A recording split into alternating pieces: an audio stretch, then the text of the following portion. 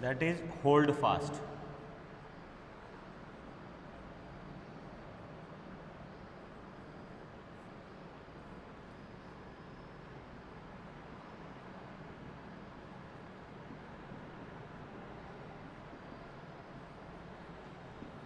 These are photosynthetic cells, eulothrics.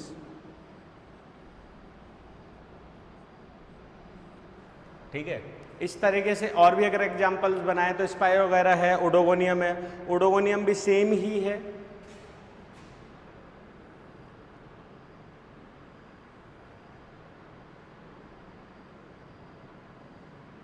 That is holdfast cells, और ये हो गई ओडोगोनियम की सेल्स.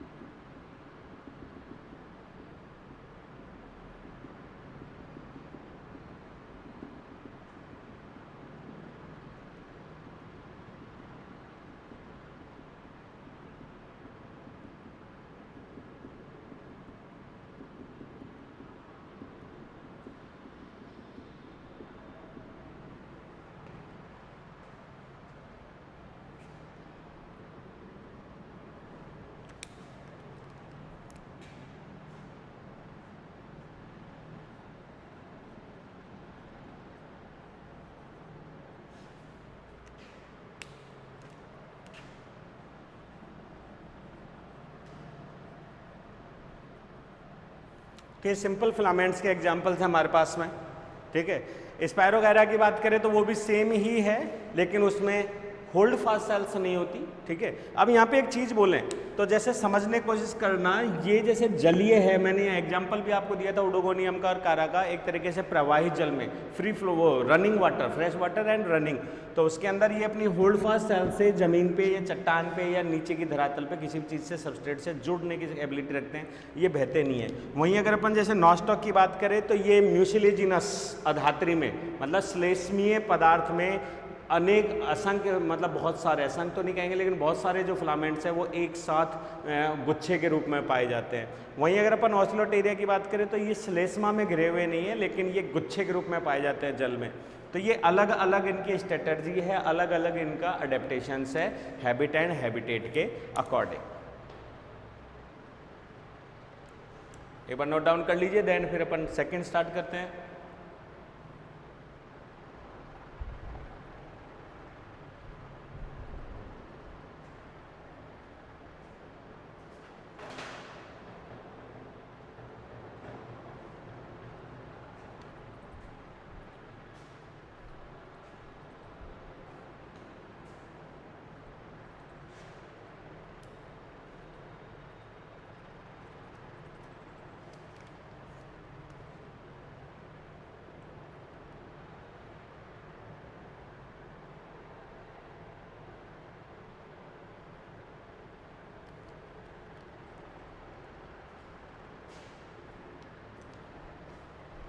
या सेकंड, अब हम ब्रांच्ड फिलामेंट में जाएंगे और उस ब्रांड फिलामेंट में भी हम सिंपल कैटेगरी को आइडेंटिफाई करेंगे.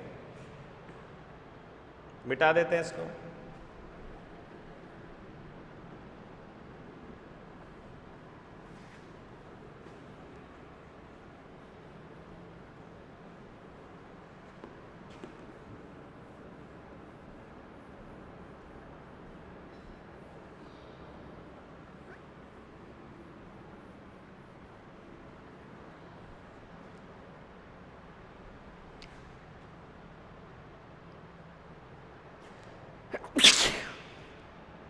ये हटा देता हूँ, ये अपन समझ ही गए, ताकि यहाँ पे सेकंड वेरिएशंस को अपन ला देते हैं.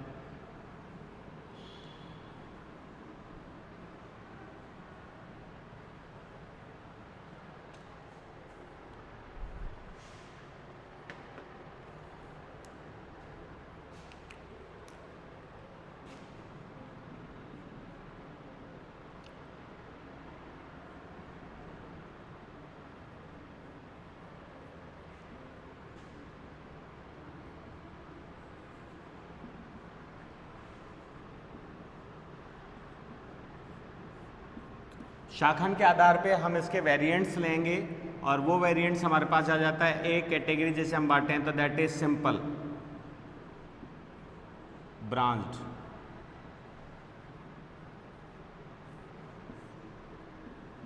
इसमें एग्जांपल ले लेते हैं क्लेडोफोरा।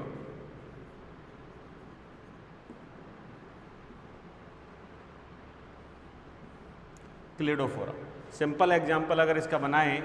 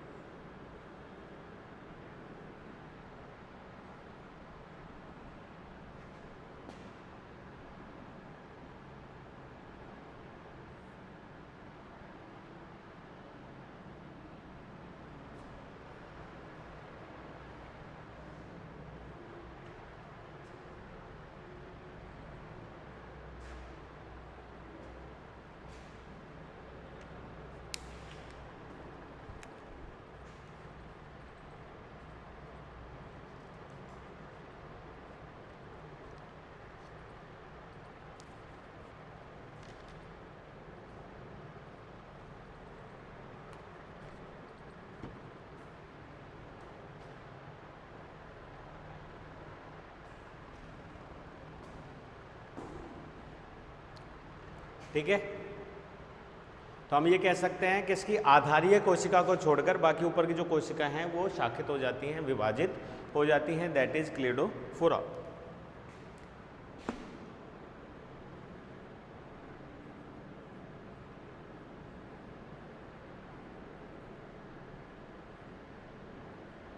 Simple branching.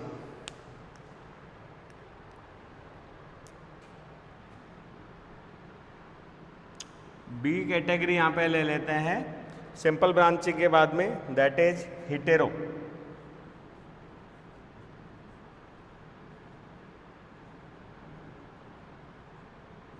हिटेरो ट्राइकोम। हिटेरो ट्राइक्रोम में अगर अपन कहें तो हिटेरो ट्राइकोम का मतलब हो गया विषम तंतुइक।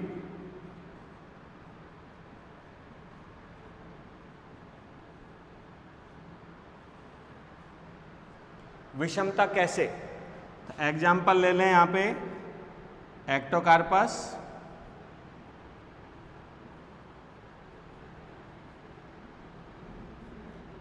ड्रेपरेंडियोप्सिस,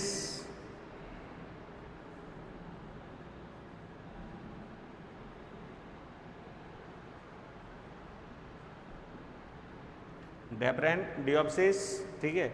और एग्जाम्पल अगर अपन ले तो यहाँ पे कोलियोकीट का ले सकते हैं, लेकिन कोलियोकीट को यहाँ पे अभी अपन ऐड नहीं करेंगे, उसका एक अपवाद स्वरूप यूज में लेंगे। तो हिटेरो ट्राइक्रोम को समझिए जैसे कि एक्टोकार्पस। एक्टोकार्पस का अगर अपन डायग्राम बनाए तो एक झाड़ी के समान ये हमको दिखाई देता है।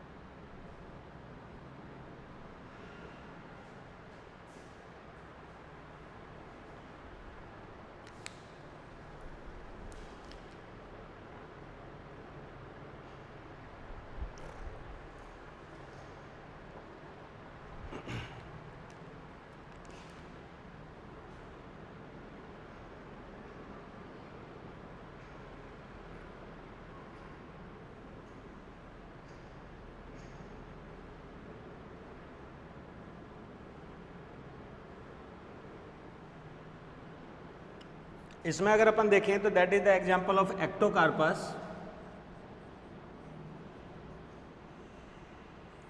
एक्टोकार्पस का एग्जांपल है, और ये दो प्रकार की शाखाएं हैं। यहाँ पे एक एग्जांपल अपन ड्रिप्लेन डिओप्सिस का ले लेते हैं ताकि आपको और ज़्यादा क्लियर तरीके से समझ में आ जाए, या फिर यहाँ पे पॉलीसाइफोनिया तो हम नहीं दे सकते अभी, जैसे वैसे समझा देता हूँ आपको। हमने इसको हिटेरो क्यों कहा? हमने इसको हिटेरो इसलिए कहा कि अशोक जी,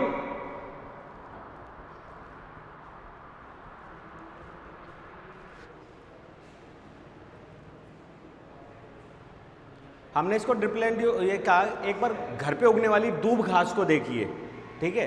अगर आप दूब घास की बात करें तो आप देखेंगे कि उसमें चाहे भूस्तारी हो चाहे भूस्तारी का, उसमें एक जो है वो स्टेम चलता है प्रोस्ट्रेट, और उसके अंदर होते हैं नोड इंटरनोड सेक्शंस, ठीक है। चाहे धरती के सतह के ऊपर हो चाहे धरती की सतह के नीचे हो, ठीक है। और इन नोड इंटरनोड सेक्शंस पे इसके जो वेंट्रल सरफेस है उसमें से तो निकलती हैं रूट्स, और ऊपर वाली सरफेस पे से निकलती हैं ब्रांचेज, जिसे हम बोलते हैं aerial branches, green in colour, ठीक है। तो यहाँ पे अगर अपन देखें तो दो हो गए, एक इसको बोलते हैं हम इरेक्ट। तो अगर अपन एक्टोकार्पस पॉलीसाइफोनिया की बात कर रहे हैं, कोलियोकिट की बात कर रहे हैं, तो इनके अंदर ये दो प्रकार के हमको विभेदन देखने को मिलते हैं, ठीक है, इरेक्ट। और वहीं अगर अपन कहें दैट इज प्रोस्ट्रेट। प्रोस्ट्रेट का मतलब हो गया शान, और इरेक्ट का मतलब हो गया उर्दू।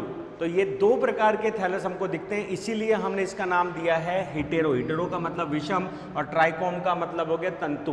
किसमें? तंतु दो प्रकार के हैं, इसमें विभाजन हुआ, लेकिन विभाजन के फलस्वरूप तंतु एक जैसे ही हैं। कैसे?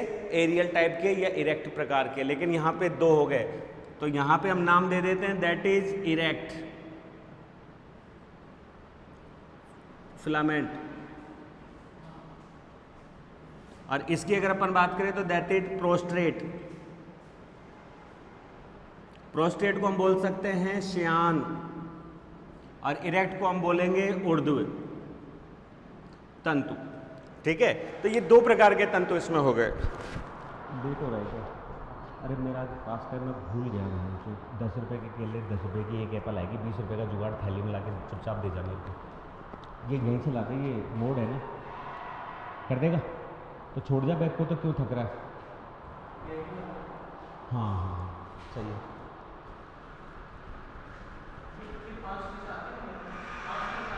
तीन चार पीस आएंगे, नहीं 24 है मेरे तो, ठीक है। That is Ectocarpus. Draparnaldiopsis की अगर अपन बात करें तो इसके अंदर भी ऐसा ही है, लेकिन यहाँ पे एक छोटा सा विवाद है। जो संरचना ड्रिप्लेन डिओप्सिस की बन रही है वो ये रही। तो इसमें क्या है? मेन एक्सिस है। मेन एक्सिस बहुत ज़्यादा सुदृढ़ और बड़ी है, हालांकि एक कोशिकीय ही है, बहुकोशिकीय नहीं है मेन एक्सिस भी। ये हो गई इसकी मेन एक्सिस, और इसमें भी हमें स्पष्ट नोड इंटरनोड सेक्शंस टाइप दिखाई दे रहे हैं।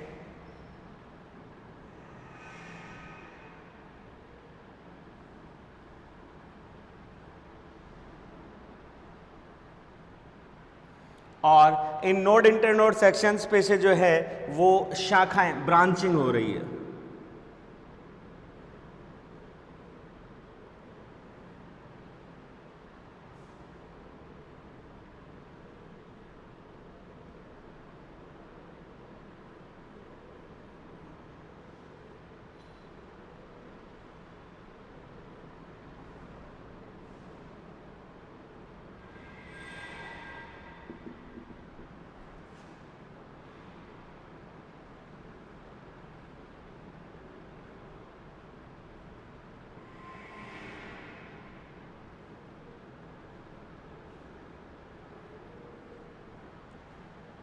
ठीक है, दैट इज ड्रिप्लेन डिओप्सिस।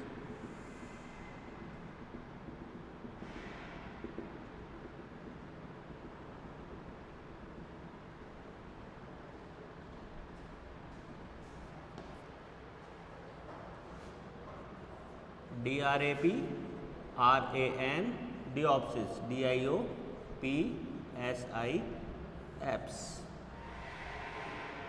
टर्म सारी इंग्लिश में ही लर्न करनी है और इंग्लिश में ही इनको समझना है विद एग्जाम्पल्स, कोई दिक्कत नहीं है, सेम, क्योंकि अपने साइंस में वैसे भी इंग्लिश ज़्यादा इजी पड़ती है बनिस्बत हिंदी के।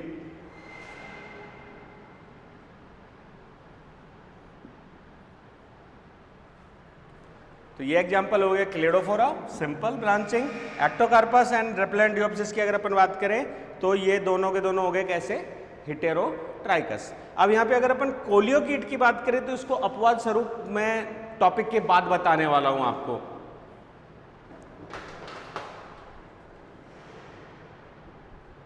बैग में लीक हो जाती है।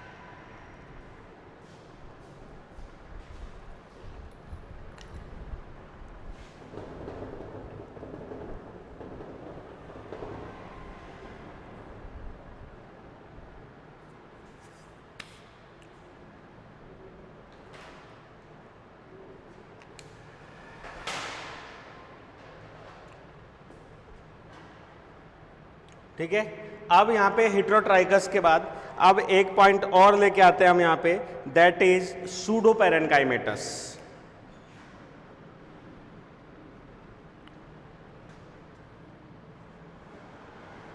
पी से स्पेलिंग स्टार्ट होती है सूडो की, PSEUDO, सूडोपेरेन्काइमेटस।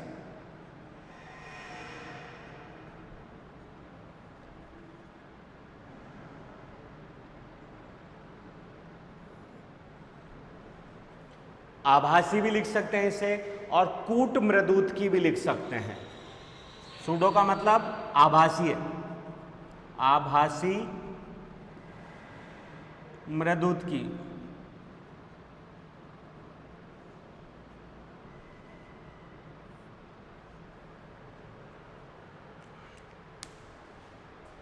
ठीक है, सूडोपेरेन्काइमेटस को पहले समझते हैं कि एक्चुअली में सूडोपेरेन्काइमेटस है क्या चीज।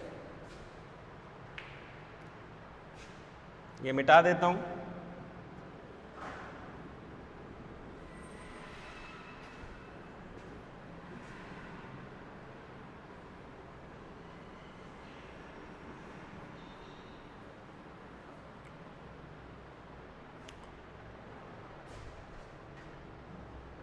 एक सिंपल एग्जांपल आइए, डाइकोट या मोनोकोट की एक बार स्टेम या रूट या लीफ की स्ट्रक्चर को देखिए। तो ये एक डाइकोट की स्टेम का सेलुलर डायग्राम को मैं ड्रॉ कर रहा हूँ। ये सबसे बाहर होती है एपिडर्मिस, जिसको हम एक कोशिकीय मान लेते हैं। ढोलकाकार चपटी कोशिकाएं होती हैं, इनके बीच में अंतरा कोशिका अवकाश नहीं है। इसके बाद में ये अंदर की तरफ की जो लेयर है इसको हम एंडोडर्मिस मान लेते हैं। क्लियर है, कोई समस्या नहीं। अब अगर अपन देखें तो इसके बीच का जो जगह है ये धीली डीडी ढोलकाकार हेक्सागोनल मतलब षटकोणाकार कोशिकाओं से भरा हुआ है, जिनके बीच में अंतरा कोशिकीय अवकाश पाया जाता है, जिसको हम बोल देते हैं कॉर्टेक्स। एंडोडर्म के अंदर चलते हैं तो यहाँ पे जाइलम फ्लोएम्स मतलब वेस्कुलर बंडल्स, ये हो गए जाइलम्स और ये इनके बीच में हो गया फ्लोएम। अगर अपन जड़ की बात कर रहे हैं तो, तने की बात कर रहे हैं तो ये कोलेट्रल पोजीशन में होंगे, एक दूसरे के साथ ऊपर नीचे जुड़े हुए। तो ये हो गया पूरा वेस्कुलर सिस्टम। तो कहने का तात्पर्य है कि यहाँ केंद्र बिंदु से बाहर तक जब हम गए तो हमें बहुत सारी परतें मिली कोशिकाओं की, जो एक सेंट्रल एक्सिस के चारों तरफ घेरे के रूप में वृद्धि कर रही हैं। तो यहाँ हमने इस संरचना को क्या बोल दिया, मल्टी सेल्यूलर।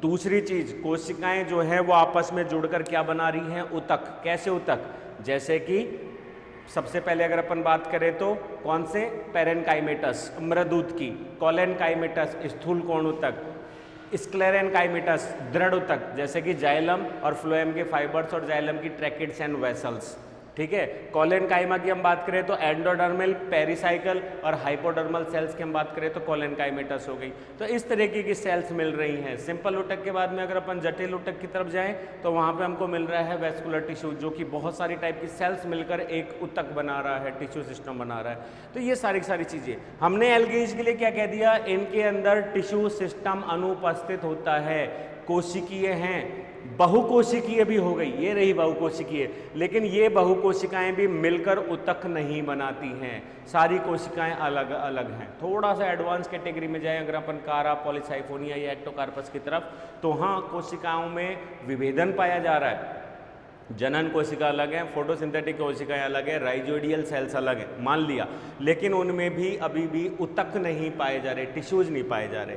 तो यहाँ पे पेरेनकाइमा क्यों कहा हमने, इसलिए कहा कि जब हम जैसे अभी क्लेडोफोरा डायग्राम बनाया, अगर इस क्लेडोफोरा को मैं एक टीए सेक्शन काटूं तो यहाँ आपने देखा है एक जड़ को, डाइकॉट की जड़ को, तो टीए सेक्शन में हमको ऐसी दिख रही है। अगर हम इसको काटते हैं तो हमको केवल एक गोला दिखेगा, और इस गोले में क्या दिखेगा, अंदर की तरफ तो जीव द्रव्य भरा हुआ है और बाहर की तरफ है उसकी cell wall and cell membrane. केवल इतनी सी संरचना के रूप में हमको ये दिखाई दे रहा है, ठीक है।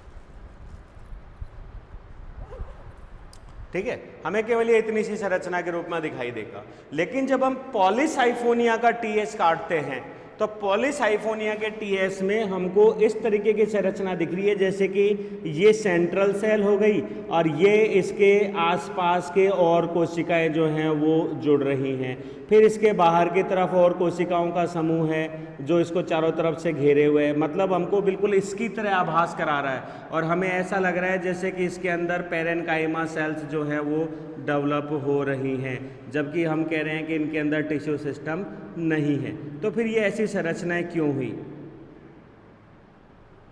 क्लियर? तो ऐसी संरचनाएं क्यों हुई, पहली बात तो इसका एक कारण समझते हैं। मान लीजिए इस डायग्राम को देखिए, इसको एक लीनियर डायग्राम में मैं बनाता हूं। इस लीनियर डायग्राम में ये एक सिंपल तंतु था, ये इस तंतु की एक ब्रांच हुई, ये इसकी दूसरी ब्रांच हुई, ये यहाँ पे ब्रांचिंग हो गई इसमें, क्लियर है? और इन ब्रांचिंग में भी क्या हो गई है, सब ब्रांचिंग हो गई है। तो कहने में तो हमने इसको सिंपल ब्रांचिंग कह दिया क्योंकि इसमें एक ही प्रकार के तंतु हैं सारे के सारे, एरियल, क्लियर? अब ये ब्रांच एक दूसरे से अलग है तो हमें ये एक बुशी लुक दे रहा है, ठीक है, झाड़ी के समान दिख रहा है। लेकिन कभी कभी कुछ एग्जाम्पल्स की अगर अपन बात करें तो उनके अंदर ये एक तरीके से कनोपी में फैलता नहीं है, और ये जो ब्रांचिंग हुई है वो कोशिकाएं भी, जैसे कि यहाँ पे मैंने कहा कि ब्रांचिंग हो रही है, लेकिन ये ब्रांचिंग होके दूर जाने की जगह ये यहाँ पे दो कोशिकाएं बनी, लेकिन ये भी इसके साथ ही पैरेलल क्या कर रही हैं, ग्रो कर रही हैं जुड़ते हुए। यहाँ पे इस कोशिका ने भी ब्रांच बनाई, लेकिन ये भी इसके साथ में क्या हो रही है, जुड़ के आगे की तरफ जा रही है। तो जब मैं इस जगह से इसको काटूंगा तो ये हमको कैसी दिखाई देगी टीएस में, ये तो हो गई केंद्रीय कोशिका, ये रही, और ये हो गई इसकी परिधीय कोशिकाएं।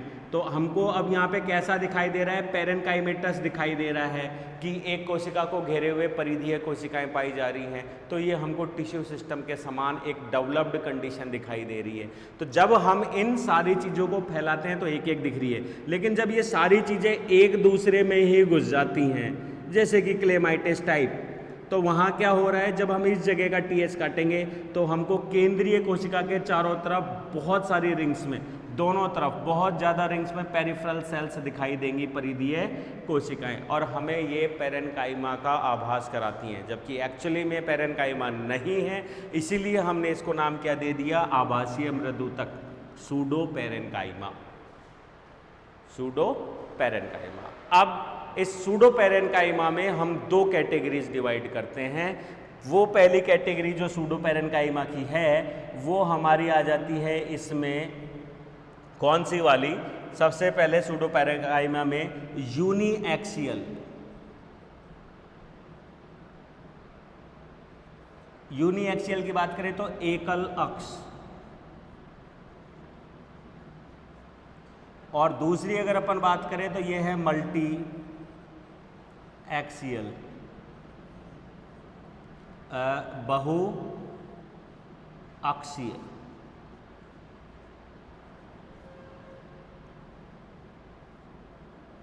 एकल अक्षीय और बहुअक्षीय, समझना इस बात को।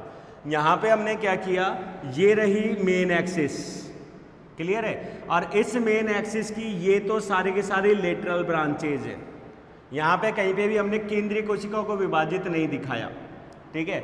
लेकिन अगर यही संरचना मैं यहाँ से काट लूँ तो केंद्रीय कोशिका का भी विभाजन दिखाई देगा।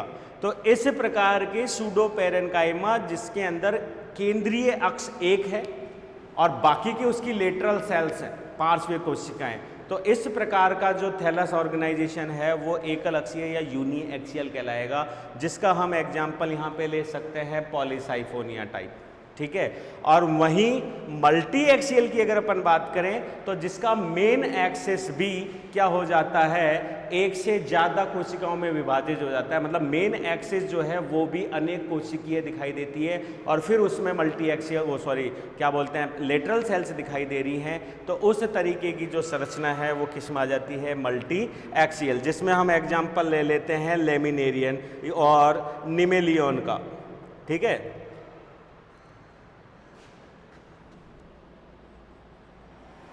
लेमिनियन